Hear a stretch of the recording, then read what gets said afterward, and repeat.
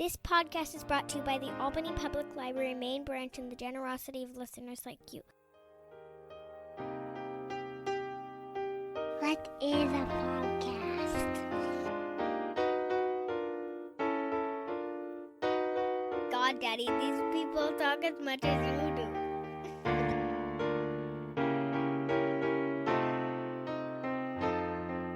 Razib Khan's Unsupervised Learning. Thanks for listening to the ungated version of the Unsupervised Learning podcast. If you want to read some essays on some of these topics, please check out razib.substack.com. Again, that's razib.substack.com. Thank you. Hi guys. You know that genetics plays a huge role in our health, and more people are using genetic testing to determine risk for diseases like cancer for themselves and their kids than ever before. So I want to tell you about Orchid. It's the only company that does whole genome testing for embryos, testing before your child is born. If you're doing IVF, this is a clear choice now because now you can reduce risk for thousands of single gene disorders, including heritable forms of autism, pediatric cancers, and birth defects. Check them out at orchidhealth.com. Hey, everybody. I am here today with the Unsupervised Learning podcast, talking to Richard Hanania, who has been on this podcast before. You can find him on Substack and on Twitter, but you can definitely find him right now in his book, or he wrote a book, The Origins of Woke, Civil Rights Law, Corporate America, and the Triumph of Identity Politics. It's out right now. It's from Harper Collins, Broadside Books, and I guess some of the arguments in this book, Richard, have already been out there. You've already made, so people aren't going to be entirely shocked. It's mostly a extended narrative length exposition of your ideas, and you have written a post on Substack once about maybe why books are overrated. So, why don't you rehash your justification for this book? But also, I think one way to explain this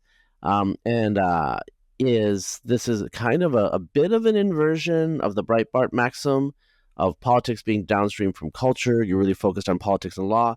I will be posting a podcast tomorrow with Christopher Rufo, which is about the same topic and is much more about culture. So I think listeners will find an interesting compliment there. You're not necessarily against culture, but you're definitely focusing on the politics. For the non-American listeners, of which that's about probably like a third to a half, I forget.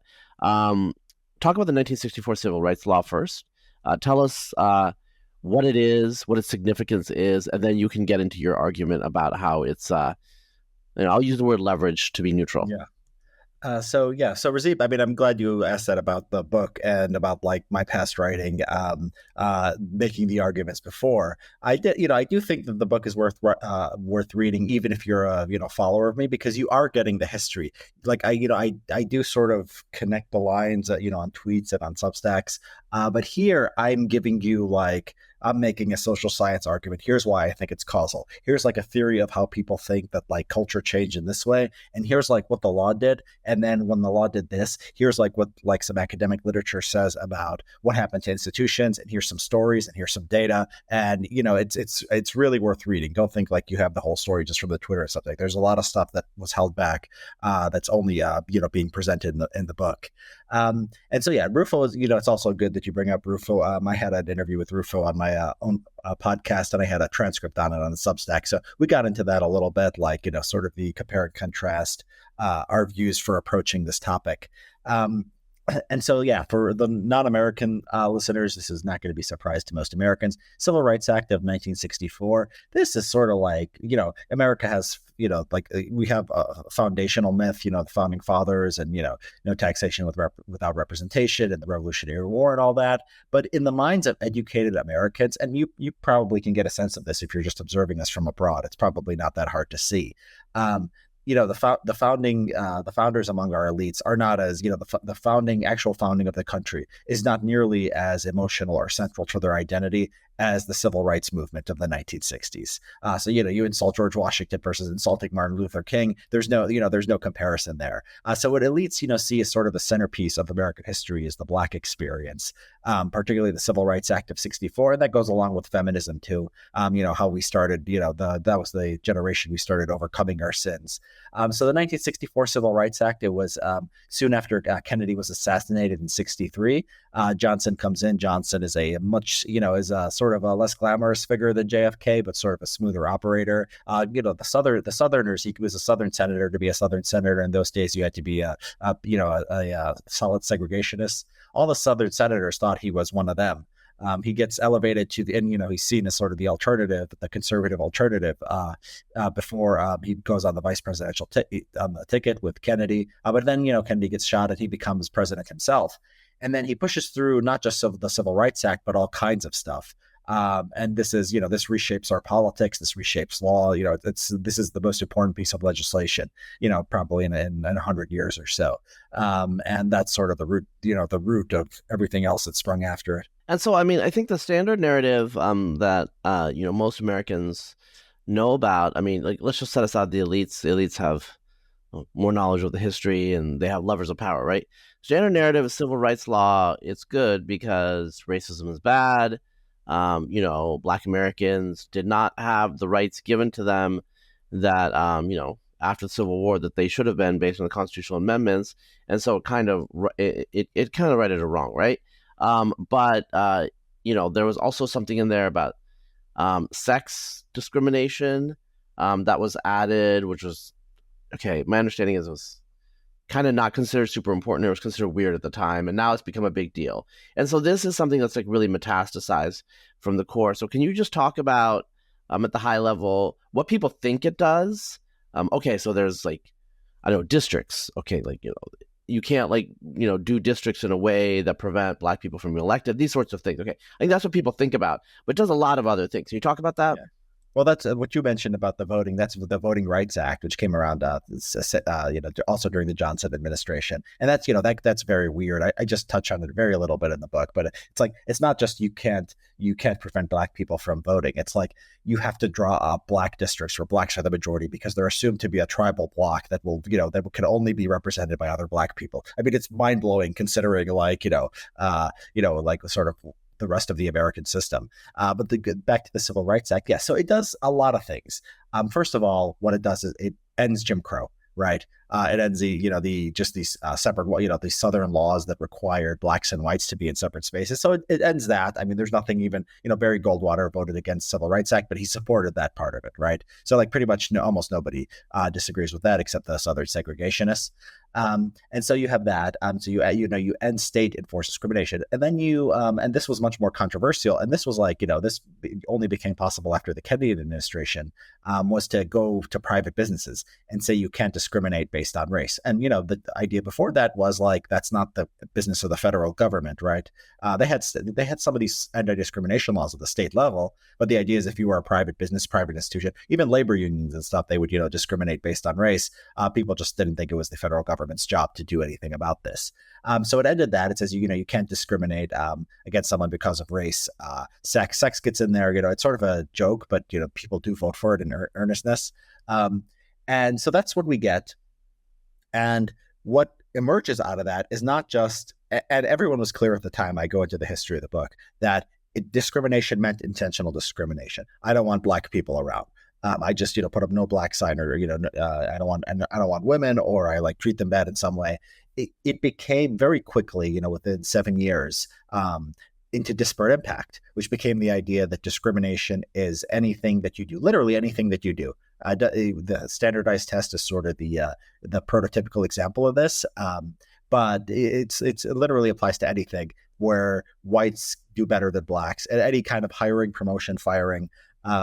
And it's not that becomes illegal, but the burden of proof shifts onto the employer to show that there's a business necessity between what you're doing, which is very expensive. And often when they come after you for a disparate impact violation, you usually just fold or you just do something else. Now, there's also another way another thing that's Title VII is the employment.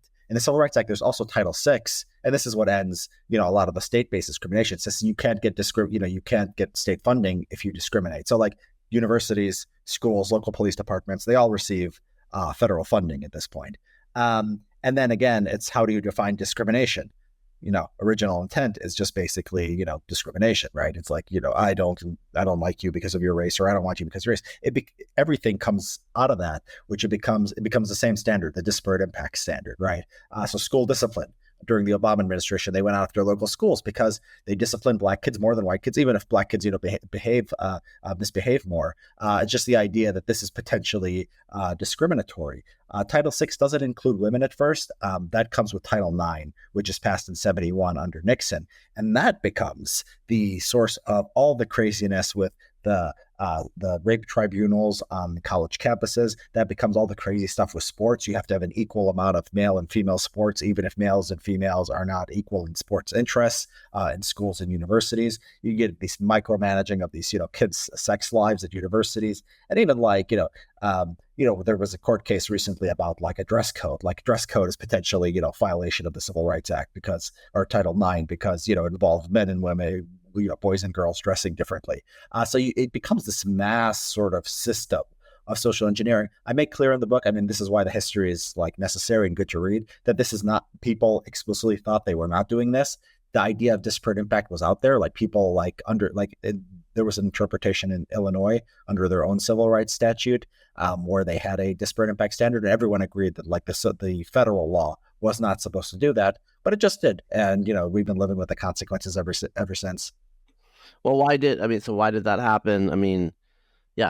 So people had an intention, legislators had a certain intention, and then the law is executed by the bureaucrats. Like what's going on here? Yeah, the bureaucrats and the judges and the civil rights activists. A lot of the so after the Civil Rights Act is passed, the civil rights activists are the black organizations. They don't go back. They don't just say, we're giving up and, going home. It's often they have this prestige of winning this, sort of seen as this historical moral battle. It's just often the same organizations and the same people. They start pushing for racial quotas. They want equity, right? You can argue that to a certain extent, the equal treatment thing was was a tactical move because that's the only thing you could sell. But they were the only ones paying attention, the only ones pushing forward. And there's a sociologist named John Screntney who I cite a lot in the book. And one of his arguments is basically like what bureaucrats do is they look for numbers, and you didn't have like any, you had this apparatus to root out discrimination. There wasn't, explicit discrimination going on. All they could do is point to numbers. They could go in there and say, hey, you, General Motors, your black employees are this much, and they'd be better if they'd be this much. And a lot of it was just this, bureaucratic bean counting, the civil rights activism.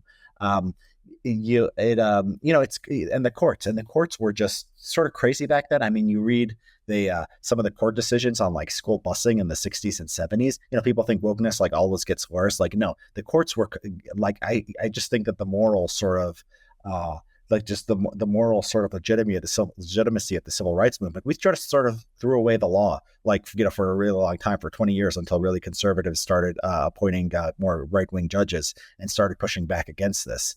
So this combination of factors, led to us straying, not just in civil rights law, but in all kinds of voting rights and all other kinds of things we could talk about.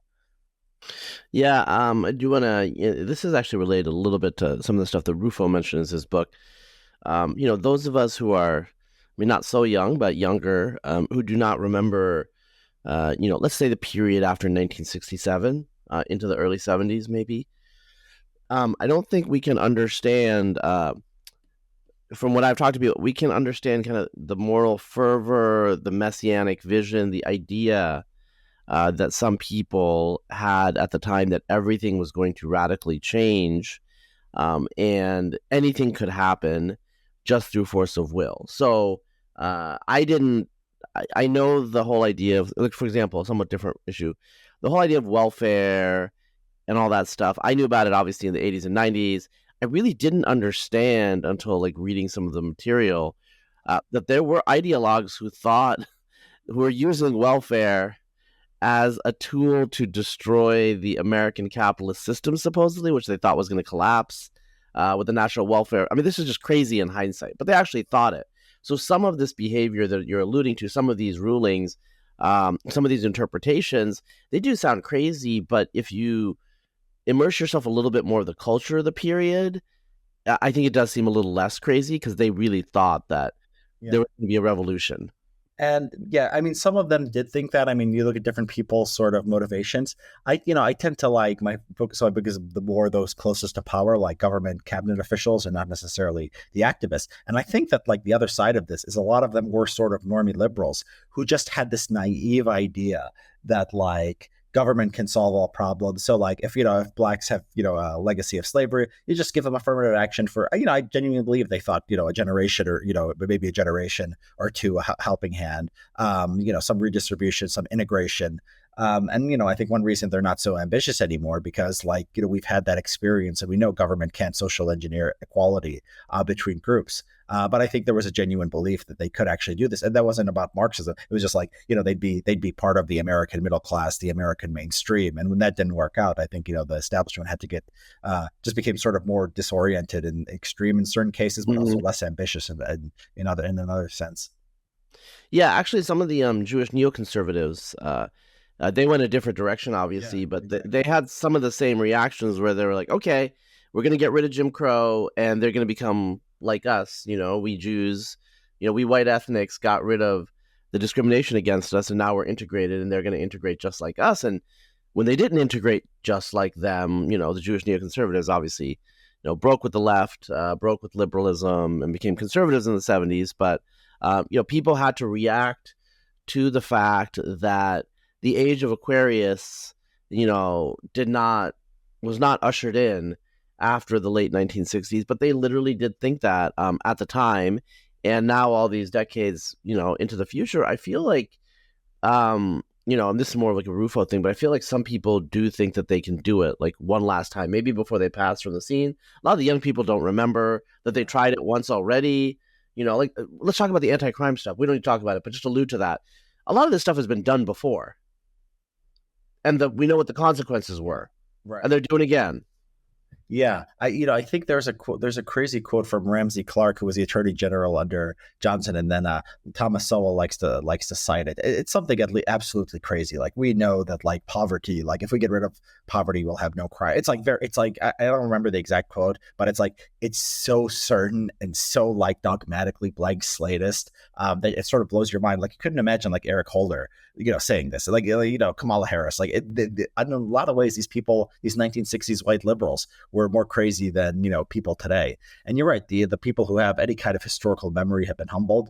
I think the radicalism of young people is probably they just literally don't remember. I mean, people don't, they're getting the leftist narrative through schools and university. They're not reading Thomas Sowell and other neocons and saying this stuff was tried and it doesn't work.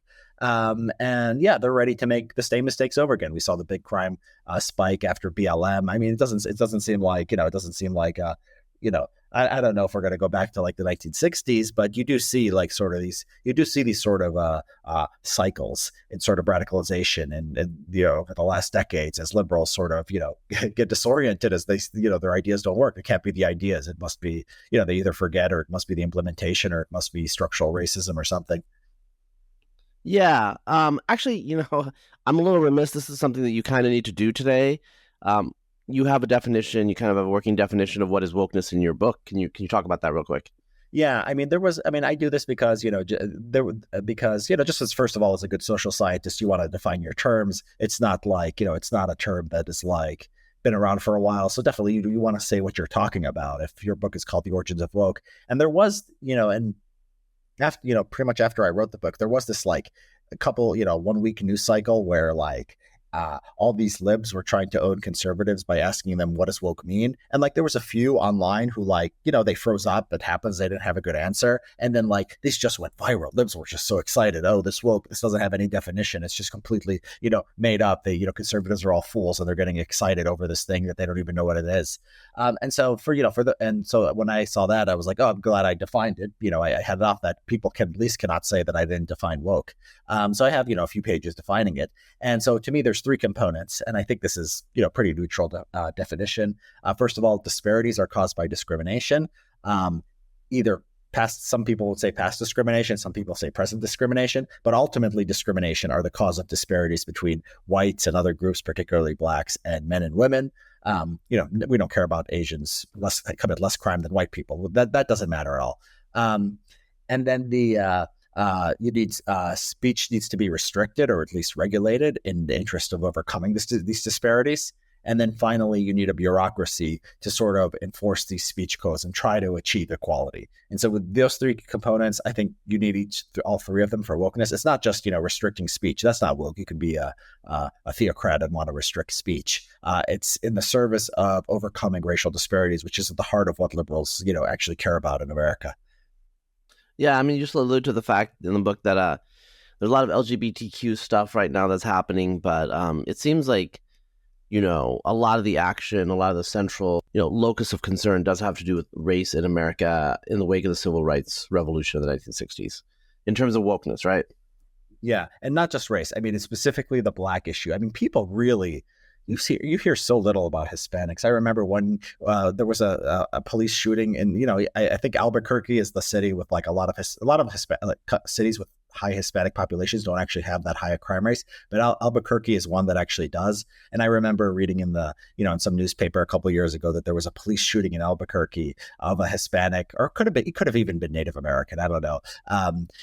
It might not even have been Albuquerque. It could have been Santa Fe or something. I don't know. But the point is, it was a non-Black person who was not a non-white, non-Black person. And I was like, oh, it was just noticeable because like, oh, the media is trying to make this into like a George Floyd thing. They were covering it, but like the protests fizzled out. It was like, 10, slightly overweight Native American women, or mestizo, whichever one it happened to be. And like a few news stories, but like, no, it like there was no riots and it wasn't something that people got excited about. It was just a police shooting and it ended up just being a local story. So you're right. The LGBT stuff is like it's yet to be seen how, like, it's an open question whether this will still be an issue in 10, 20 years. Like, we have these things with these kids being transitioned at a very young age. It's obviously a very hot political issue, but it's completely reasonable to think that it'll like settle at a very low level, or it'll be like seen as like lobotomy, something like we don't do anymore. Or, I don't think it's going to keep increasing indefinitely. And I would be very surprised if in 20 years we're discussing this issue in the same way. While the race and gender stuff, especially race, it's the same questions over and over. In the 1960s, they were concerned about disparate Blacks being arrested more than whites, Blacks not doing as well as standardized tests, Blacks not being, getting high up in positions of influence and power.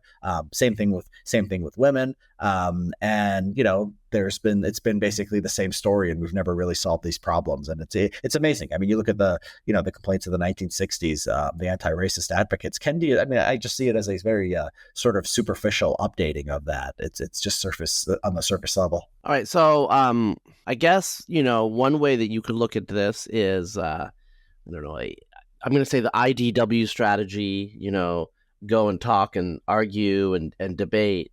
And you don't think that that's really that's not an efficacious strategy, right? I think I would say that strategy has sort of run its course. I think it's done, as much as it's going to do. Like, there's a lot of books on just talking about how wokeness is bad, or how, liberals have gone crazy. People actually thinking about the law and how the law influences society. A few people have done that, but not nearly as much, and they haven't been given as much attention. So, I think that, as me, somebody who doesn't like wokeness and wants to explain it and wants to do something about it, this was the niche to fill. It wasn't just another book on like, oh, look, like, people don't want free speech, but free speech is how we get at truth. Like, okay, there's a million books and a million articles on that. That's nothing new. Yeah. So, you talk about the interaction between politics and culture, and you mentioned Christianity, for example. That was I think that was good. Can you talk really quickly how you can't? I mean, people think of them separately a lot of the time, but you can't. I mean, they don't operate separately in the right. That's just for our convenience. Yeah, right. I mean, is wokeness culture? Is it law? Like, everything that's a big, a phenomenon that's important has, aspects of culture, and it has aspects of law. And I think that and it's obviously a feedback loop. I think that people have put too much stress on the culture and not enough stress on the law. And it really depends on what portion of wokeness or what portion of identity politics you're thinking about. So there's at least a few things, and people, I think, at least have to accept this argument. There are at least a few things where you can clearly see that the law created the cultural change. So how we classify race. Okay. The phrase AAPI, Asian American Pacific Islander, did not exist in any Google book before the mid 1970s. Literally, no existence of Asian American Pacific Islander. Nobody ever said it. they place Asians and Pacific Islanders in the same government category. And then we see the words start being used in the English language. Now, by 2020, we had Stop AAPI Hate. People treat it like it's like a real thing, and they, emotionally like do have an attachment to AAPI. I saw it on Hulu. I opened up Hulu, and they're like, AAPI Heritage Month. Look at these like Samoans and Koreans, like they're telling their stories. Yeah. It's absolutely bizarre. And so you can go from the government classification to this, this thing that seems natural in the culture that people actually have an emotional connection to. Same thing to a lesser extent with Hispanic. It wasn't like Hispanic or Latino. It wasn't that extreme that it didn't exist in the English language, but it was much less common. I do the frequency analysis, and I show that when the government starts calling people Hispanics, the word Hispanic and Latino go up, Mexican American and Puerto Rican go down. We stop thinking about Mexican Americans. We stop thinking about Puerto Ricans. We start thinking about Hispanics. Doesn't get on the census until 1980. Now it seems like a natural category. We talk about the arrest rates of Hispanics, or police brutality against Hispanics, or Hispanic voting patterns, or changing demographics. I have a sort of a passage in the book where I talk about the Great Replacement, and Ron Unz, I think, originally made this point. It's like the government, it's just, if the government just called them all white, like you wonder like how much like white nationalists would have to complain about, right? Because like it's like this white nationalism, like these Italians and like these other groups like complaining about Mexicans. That's not natural. That's the result of government classification. Same thing with the left. The reason why the left cares about discrimination against these people is because they're supposedly non-white. So at least if you could show that, like that's like the argument that I think is just like most conclusive. And then it's easy to believe that like in other ways, with other laws, the government can influence the culture. Yeah, I mean, we are recording as we speak, and it'll be pushed out during this time, but Hispanic Heritage Month, which for some reason begins in the middle of the month. I don't know. Oh my goodness. Yeah, I just so you can't keep up with these things. They're so stupid. Like I just know, what pops up on Hulu or Amazon Prime sometimes. That's how I stay in touch with movies they're telling me to watch based on what ethnicity, what month it is.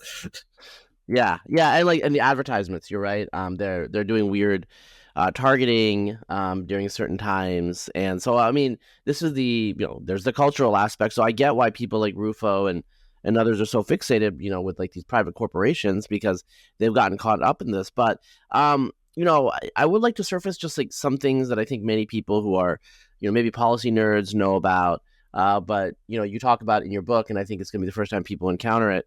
So talk about like, affirmative action for contractors. This is actually not, it's a big deal, but it's not really well known. People think about affirmative action for like hiring and stuff. Yeah, it's amazing. When I discovered this, I don't remember exactly when I discovered this, but I'm like, why don't conservatives talking about this all the time? It's a very weird thing. Yeah, it's called Executive Order 11246. It was Johnson again. This was in 1965. And it basically says if you have a government contract, you have to have an affirmative action program. And what that means, they tell you explicitly what that means. That started in the early 1970s. They tell you that means that you classify all your employees by race and sex. You see how many you have in each job category. And then if you're underutilizing a certain group, quote unquote, that's the word they use, underutilize, you have to have goals and timetables. And nobody knows like what statute like this. It's just an executive order. I mean, the legal status is very strange, and I talk about it in the book. But this affects about 25% to 30% of the workforce is government contracts because it's contractors and it's their subcontractors. So if Walmart has a little contract with the government, then Walmart has to have affirmative action everywhere, not just in whatever is working with the government. And then all Walmart subcontractors have to have an affirmative action program. So that's 30% or so of the public sector just being directly told you have to have affirmative action. And this is just sort of one way they're forced to be race and sex conscious. I told Vivek, fellow brown man, that I told him about this. He was shocked, and he promised that his first day in office, he would get rid of that. So we have had some policy influence, and I think the other candidates, if they haven't seen these arguments, I think the people around them have seen these arguments. So I think something will be done next time there's a Republican president. But I mean, I guess I wonder because like I knew about this. I've known about this for like over 20. I mean, I remember reading about this in college. Okay, so why do we have to wait? Did we have to wait till now for these policies to actually be addressed because they percolated into the culture and that's what it made it salient to people? So, yeah, I think we have to thank wokeness for that, because as long as they pretended to be sane, they could get away with it. But now they've really gotten people's attention by just promoting Kendi and burning down cities and BLM and these absurd figures. I saw that recently that the governor of Texas, this was a few months ago, Greg Abbott, got rid of diversity hiring in Texas state government. And I said on Twitter, the Republican has been the governor of Texas for 30 years. He just did it a few months ago. And that's just because people like me, people like Rufo, the conversation is changing and these things are happening. Yeah, I mean, it was there to be done. And there's stuff that next time there's a Republican president, it's there. It's what I call low-hanging fruit in the book. There's, more difficult challenges too, but there's stuff that there's just low-hanging fruit that they've never picked because I explain that, and I have a book on just why Republicans have been so bad on this. So people can read that too. Okay. So can you talk about the vagueness of the civil rights law and how that's worked? Yeah, I mean, it's very, the vagueness adds to it. So there are some. Well, actually, let me just jump in because I know you have a law degree. So I don't really know. I mean, is it known among lawyers that, laws or statutes or whatever, have varying degrees of specificity? So some of them are just written to be vague and they give a lot of latitude, while others are pretty rock solid. Yeah, if that wasn't true, then lawyers, the lawyers wouldn't have jobs. I mean, that's the sort of the entire reason for their existence, because, there are terms they'll say a contract, can be violated in this case if it's a pervasive breach of the contract, and you have and there'll be a definition of the definition, and then they'll build on themselves. Yeah, I mean, the affirmative action, for example, that's required, it's very, it's so that so there have been sociologists who've compared to France, and France, for example, I think has quotas for the handicapped people, right? And some people say that if you just have quotas, France doesn't have racial quotas, but if you just have quotas, it has less of an impact on the culture because you just do the quotas and that's it.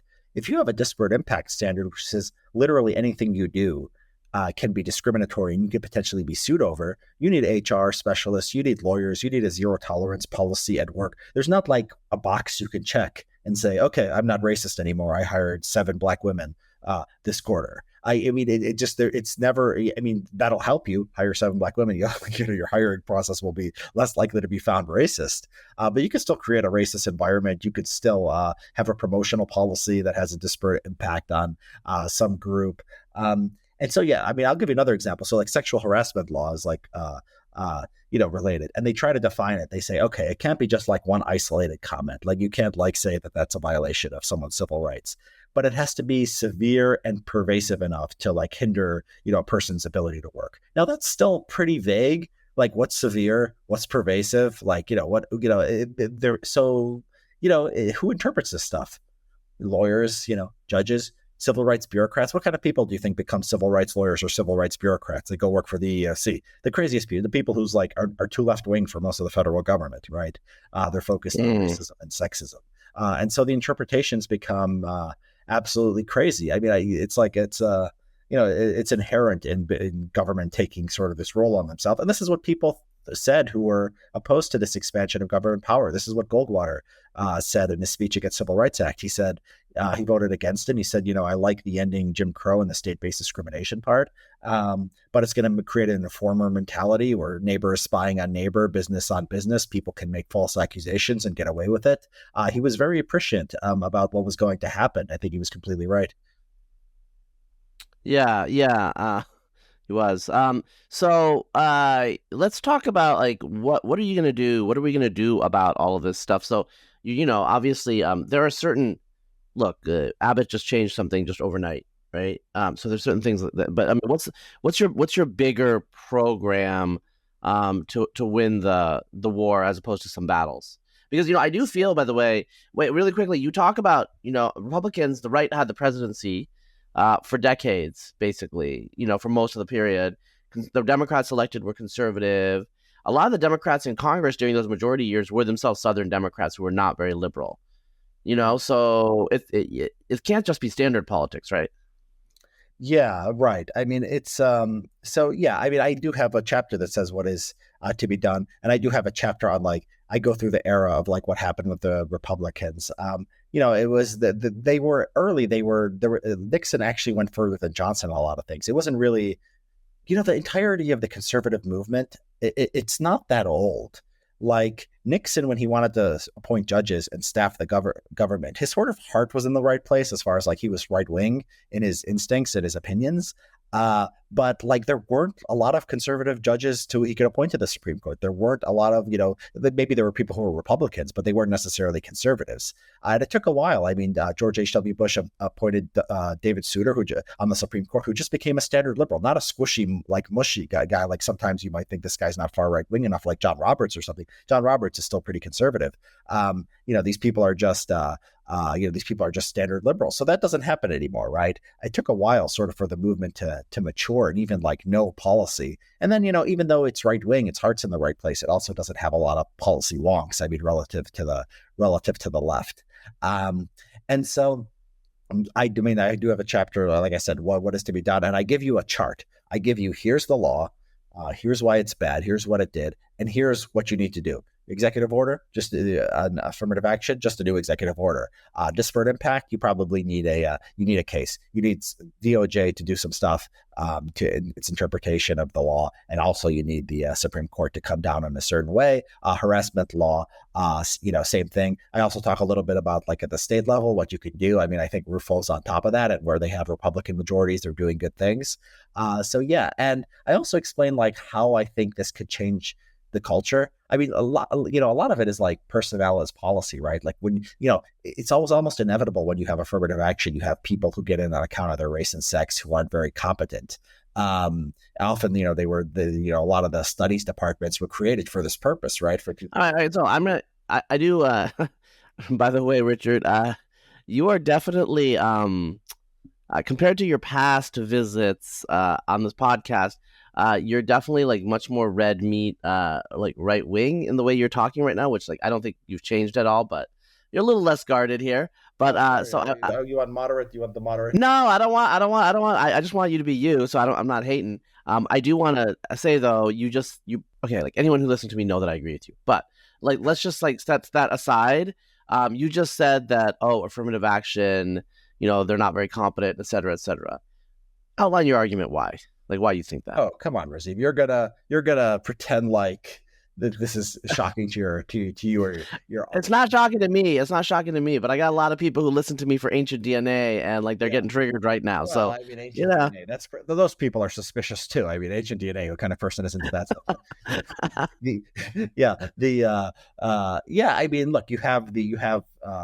look. If first of all, you just have sort of the idea that if business, the left believes businessmen are greedy, right? At the same time, they believe they systematically, underpay women, half of the population, or blacks, right? I mean, like, you could, if these people, if diversity is good for business, you wouldn't have to force it onto business. Or if giving people a leg up who couldn't pass the standardized test, we're good. You wouldn't have to force it on people. People have to be really, really racist to want to give, really sort of altruistic in a way to want to give up their, for that to overcome the profit motive. And then we just, and then like that sort of intuition from just reasoning about markets and how they work is backed up by, empirical data that shows IQ is a good predictor of various jobs. Even if it wasn't, I mean, I don't like to put too much emphasis on IQ because it's like, even if, like, let's say IQ wasn't a great predictor, it doesn't mean like whatever the predictor was going to give you like perfect demographics of exactly what you want. Like there's nothing that does that unless you're rigging the system. And that's why they can't that's why the schools fight so hard on the affirmative action stuff, because they have to directly consider race. They can't just do, they can't do class, or they can't do income, because they'll end up with, too many kids from Chinatown, right? And so, I mean, this is like, there's been, you could look at, and, there's even more fine-grained data you could look into. You can look at like malpractice suits by race. I have a thread on Twitter. Did you see the Killer King thread about this hospital they opened up in Los Angeles, and they basically became an all-black hospital? Okay, so I remember reading about this like 15 years ago in the Los Angeles Times. Yeah. It was like King Harbor. Is that correct? It was King. Let's see. It was called Killer King Hospital. Yeah, I think it was called Killer King, nicknamed because everyone who went there would die, right? Because it was like in the community, people would run away. it was called the Martin Luther King Community Hospital, and people called it Killer King. And so, we have we have examples of this. I mean, it's amazing. I'm reading I saw the Oppenheimer movie, and then I started reading the biography just because I got interested. And it's amazing, like this overwhelmingly Christian society, like got all these scientists who are like almost all Jews. And like nobody thought it, like, isn't it weird that like this, few percent of the population is like all the people building the atomic bomb? It's just the testament to American society at the time that, people say, oh, it was anti-Semitic in this way or that. But like, no, like the idea that like they were just cool with that, and just like it wasn't even like a controversy. It wasn't like there was anybody in the federal government who was like, hey, we need some more Christians on this. Like, why are Christians, much less blacks or women or anything? You could have made an argument that, oh no, we need more Christians. They're being underutilized in this building of this atomic bomb. The fact that American society didn't even think of those terms, of course it was racist in other ways, blah, blah, blah. Right. But the fact that, and if there was anti-Semitism that like where people wanted more Christian representation, you would have, the liberal historians would have surely told us. So it's just sort of like it's just sort of just like mind blowing, like how unrepresentative it was of American society and how much it worked. Everything that's on merit is like this. It ends up under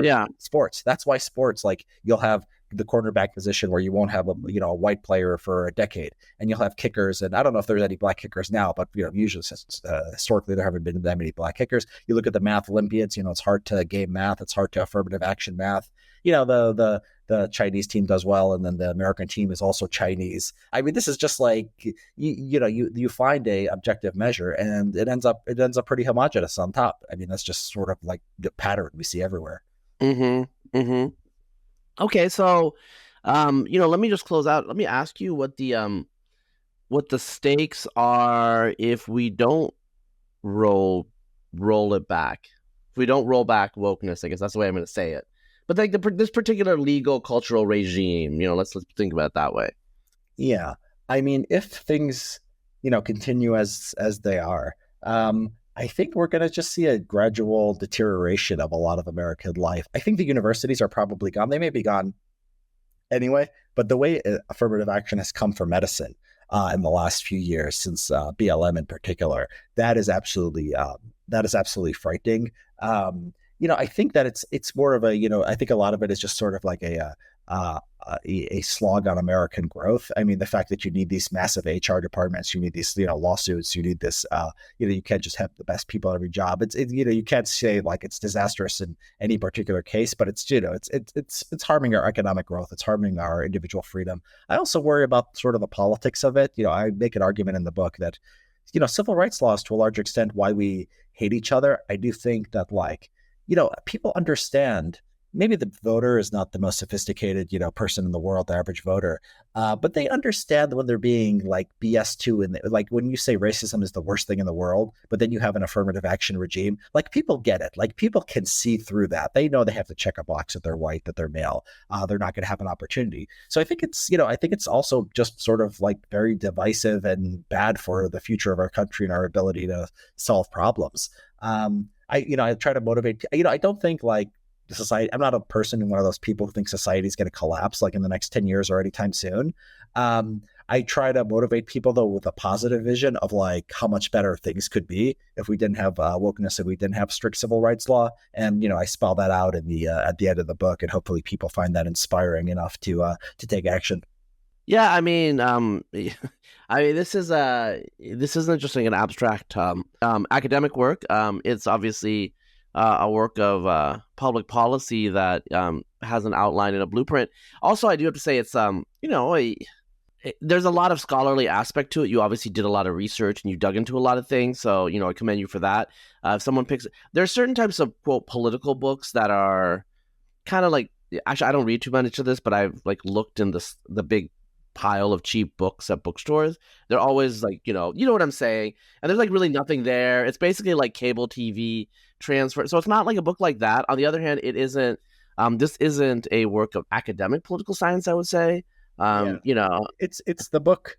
My Substack is not like, anything either, right? It's the book I wanted to write, which is like, I am rigorous. I want to know things about history. I want to do actually the research and find out the way the world works. but I also have opinions and like things that I think are right and wrong, and I differentiate them. So there's clear history. Here's the history of what happened. Here's what I like and I dislike and I want the world to look like. Right? You get all of it in that book. You can agree with some of it. You can hate me and hate my politics and benefit from the history.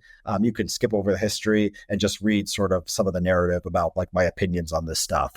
There's, I think, something in there for everyone. All right. So again, the book is The Origins of Woke: Civil Rights Law, Corporate America, and the Triumph of Identity Politics. So just so you guys know, after this podcast with Richard, tomorrow, I will be posting my interview with Chris Rufo, and he has a new book called America's Cultural Revolution: How the Radical Left Conquered Everything. So it's kind of the same topic, but from a very different lens. If you liked this podcast, check out that one to get a compliment. I don't normally do things like this, but you guys came out with books on kind of the same topic at about the same time, and so I figured okay, so I figured like I'm just gonna do this way, and I hope the listeners will enjoy it. Anyway, thank you for your time, and good luck on like the book and everything like that. Are you still above Rufo in the sales, or like how's that? we're neck and neck. I think he's so like we're in the same category. It's called I forget what it's called. People can look on Amazon, but it's like Rufo right now when we're taping this. It's like Rufo is like Rufo hardcover, Rufo Kindle, Hanania hardcover, then Hanania Kindle, and then like Rufo audiobook is below, and then my audiobook. So we're intertwined, although his best is still ahead of mine, but we'll see. Mine hasn't mine is just being released now. So yeah, I mean, you guys, I mean, you write so many books, man. I mean, it's like I gotta like take time out and write my fucking book now, because it's like I've written 2 books, not so many. Yeah, that's a lot compared to the normal person. That's like, what is the median number? What is the median number of? What is the mean number of books written by the normal person? 0.0001, and so going from 1 to 2 is I don't know at your age, so we'll see. I got respect that you got this done, and yeah, good luck on everything, and I'll see you around on the internet. As I said, find them on Substack and Twitter. I'll put the links, but I think like everyone who subscribed to me knows who you are. But all right, I'll talk to you later, man. Thanks, Razib. Whole genome sequencing is used for adults and children every day to assess risk for thousands of diseases. Orchid, a genetics company led by scientists from Stanford, is able to do this for IVF embryos. Now, instead of waiting for a diagnosis, parents can assess if their embryos have genetic variants known to cause severe conditions before their child's even born. No other tests can detect these issues so thoroughly or so early. So check them out at orchidhealth.com.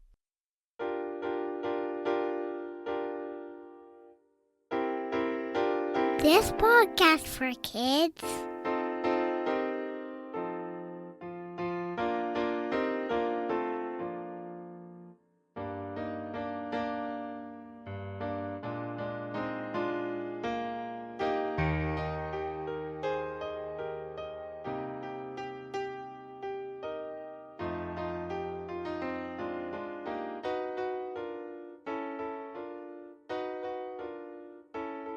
This